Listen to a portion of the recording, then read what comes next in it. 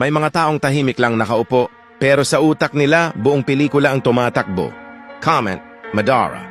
Kung minsan mas buhay ang isip mo kaysa sa realidad, may mental condition na tinatawag na maladaptive daydreaming. Hindi ito simpleng pag-iisip lang.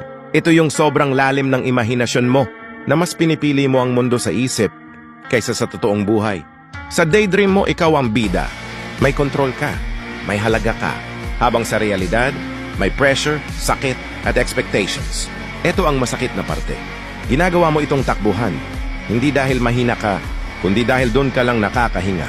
Pero habang paulit-ulit kang tumatakas sa isip mo, unti-unting napag-iiwanan ang totoong buhay mo. Oras ang nawawala, opportunities ang lumilipas. At mas lalo kang napuputol sa realidad. Kung ganito ka, pakinggan mo to. Hindi ka sira, hindi ka weird. May sugat ka lang na hindi mo pa nahaharap. Hindi masamang mangarap, pero mas mahalaga ang mabuhay. Kung gusto mo pa ng savage pero totoong psychological scripts, mag-follow ka.